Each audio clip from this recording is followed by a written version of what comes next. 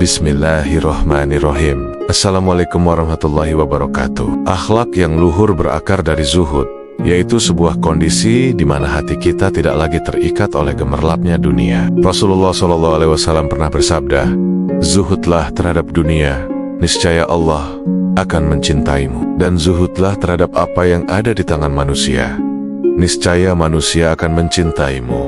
Hadis ini bukanlah ajakan untuk meninggalkan dunia, melainkan sebuah nasihat mendalam. Sebagaimana dijelaskan oleh Imam Al-Ghazali, zuhud bukanlah tentang meninggalkan harta atau kesenangan dunia, tetapi tentang tidak menjadikan dunia sebagai sandaran utama hati kita. Maka, mentadaburi akhlak adalah sebuah proses introspeksi yang dalam. Kita perlu menelusuri kembali niat di setiap perbuatan kita. Apakah amal yang kita lakukan murni karena Allah, atau adakah secuil keinginan agar dilihat dan dipuji oleh manusia? Apakah sedekah yang kita berikan benar-benar lahir dari rasa cinta dan kasih sayang? Atau hanya sekadar topeng agar kita disebut dermawan? Setiap kali kita melakukan tadabur, kita seakan membuka tabir yang menutupi akhlak palsu kita, dan perlahan-lahan bergerak menuju akhlak yang sejati, yang murni hanya untuknya. Para sufi, para penempuh jalan spiritual, meyakini bahwa makrifat atau pengenalan sejati kepada Allah tidak akan mungkin bisa dicapai tanpa akhlak yang mulia. Dalam kitabnya yang terkenal, Risalah Kusyairiyah, Imam Al-Kusyairi menulis, tidak akan masuk seorang hamba ke dalam jalan makrifat sebelum akhlaknya baik terhadap sesama makhluk dan juga terhadap sang penciptanya. Ini menunjukkan betapa akhlak menjadi gerbang utama. Bahkan, Syekh Abu Yazid Al-Bustami, seorang sufi besar, pernah berkata, makrifat itu bukan karena banyaknya ibadah ritualmu, tapi karena kelembutan akhlakmu di hadapan Allah. Mengapa demikian? Sebab akhlak bukanlah sekadar amal yang terlihat oleh mata, melainkan cerminan atau refleksi dari kehadiran hati kita bersama Allah. Orang yang benar-benar berakhlak mulia tidak lagi haus akan pujian manusia. Baginya, pandangan kasih dari Tuhannya sudah lebih dari cukup. Ia menemukan kepuasan tertinggi bukan pada pengakuan makhluk, tetapi pada keridaan Sang Khalik. Terkadang, akhlak sejati seseorang baru benar-benar terlihat saat jiwanya sedang remuk oleh ujian dan penderitaan. Di saat itulah karakter asli kita diuji. Ketika manusia lain melukai hati kita, ketika dunia seakan menjauh dan meninggalkan kita sendirian, bahkan ketika doa-doa kita terasa begitu sunyi dan tak terjawab. Di titik terendah itulah akhlak hakiki kita dipertaruhkan. Kita bisa melihat contoh paripurna dari Rasulullah SAW ketika beliau dilempari batu oleh penduduk Taif hingga tubuhnya terluka. Beliau tidak marah, tidak membalas, dan tidak mendoakan keburukan bagi mereka. Justru dengan hati yang penuh kasih, beliau berdoa, "Ya Allah, ampunilah mereka, karena sesungguhnya mereka tidak tahu."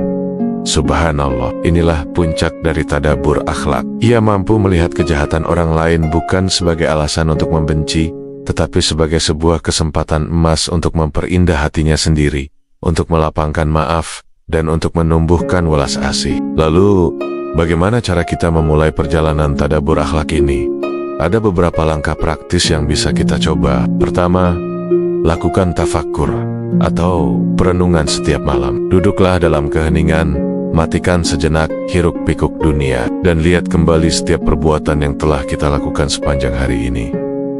Adakah amarah yang meledak tanpa alasan? Adakah kata-kata yang mungkin telah menyakitkan hati orang lain? Proses ini bukan untuk membuat kita larut dalam penyesalan, tetapi untuk menyembuhkan luka-luka batin dan memperbaikinya. Kedua, perdalam zikir kita. Karena setiap kali lisan kita berzikir, ia seakan mengikis karet-karet akhlak yang buruk di dalam hati. Semakin sering nama Allah hadir di lidah, semakin halus pula sifat-sifatnya yang agung menetes ke dalam jiwa kita.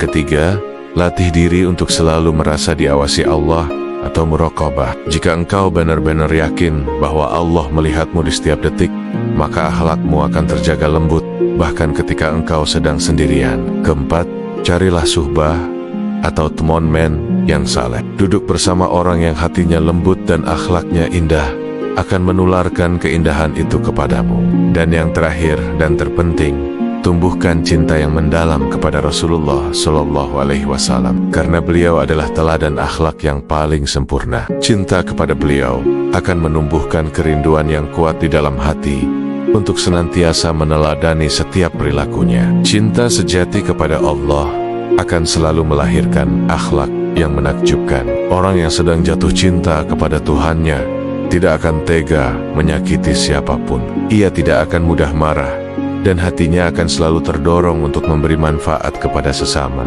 Ibnu Athaillah As-Sakandari dalam kitab Al-Hikam pernah berkata, tanda cinta sejati adalah engkau tidak akan menyakiti yang engkau cintai. Bahkan engkau tidak ingin menyakiti ciptaan yang dicintainya.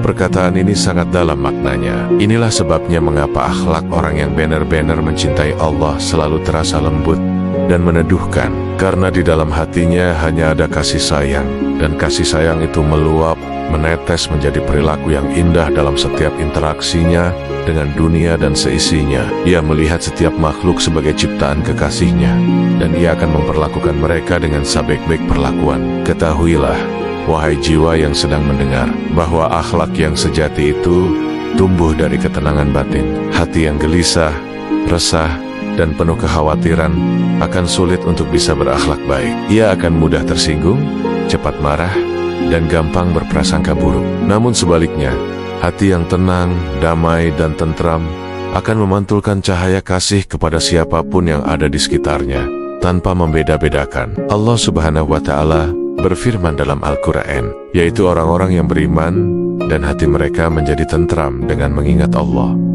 Ingatlah, hanya dengan mengingat Allah hati menjadi tentram.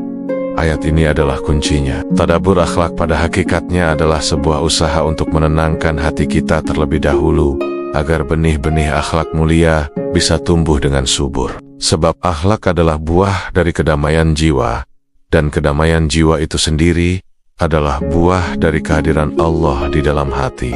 Dalam kitab Tazkiratul Aulia, Fariduddin Athar menulis sebuah kisah yang indah. Suatu ketika, seorang sufi ditanya, bagaimana akhlak orang yang telah sampai kepada Allah? Ia pun menjawab dengan sebuah perumpamaan yang luar biasa. Ia seperti bumi, meskipun terus-menerus diinjak, ia tetap memberi hasil panen dan kebaikan. Ia seperti langit, ia selalu meneduhkan semua yang ada di bawahnya, walaupun ia dilempari batu. Dan ia seperti laut, ia menampung semua aliran sungai, yang keruh maupun yang jernih, tanpa pernah merasa penuh atau meluap.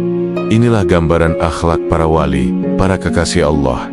Akhlak mereka adalah ketundukan yang sempurna, bukan karena mereka lemah, tetapi karena mereka telah sampai pada satu titik kesadaran di mana mereka melihat segala sesuatu datangnya dari Allah. Penderitaan, pujian, cacian, semuanya adalah manifestasi dari kehendaknya. Karena itulah, hati mereka lapang seluas samudra, mampu menerima segalanya dengan rida dan pasrah. Wahai jiwa yang sedang menyimak ini, ketahuilah bahwa akhlak bukanlah sekadar aturan perilaku sosial atau etika pergaulan semata. Akhlak adalah sebuah ibadah ruhani yang mendalam. Akhlak adalah sebuah perjalanan spiritual dari kungkungan ego menuju hamparan keikhlasan. Ia adalah perjalanan dari api amarah menuju sejuknya kesabaran, dari gelapnya dendam menuju terangnya maaf, dan dari cinta pada diri sendiri menuju puncak cinta kepada Tuhan. Mentadaburi akhlak adalah sebuah perjalanan menyelam ke samudera hati kita sendiri. Di kedalaman itulah engkau akan menemukan dirimu yang sejati, dan di sanalah Allah akan memperlihatkan wajah rahmatnya kepadamu. Ingatlah sabda Rasulullah SAW, orang yang paling aku cintai dan paling dekat tempat duduknya denganku di hari kiamat adalah yang paling baik akhlaknya. Maka, siapapun di antara kita yang merindukan kedekatan dengan Rasulullah kelak, perbaikilah akhlak kita, bukan dengan banyak bicara tentang kebaikan, tetapi dengan banyak merenung, banyak berzikir, dan banyak mencinta.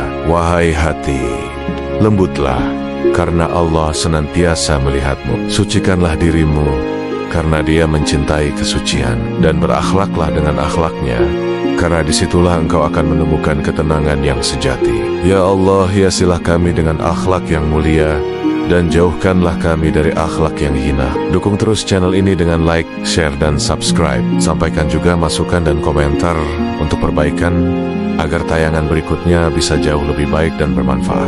Niatkan semua ini sebagai ibadah, agar Allah meridhoi dan menjadikannya amal jariah yang diterima untuk kita semua. Amin, ya Rabbal Alamin.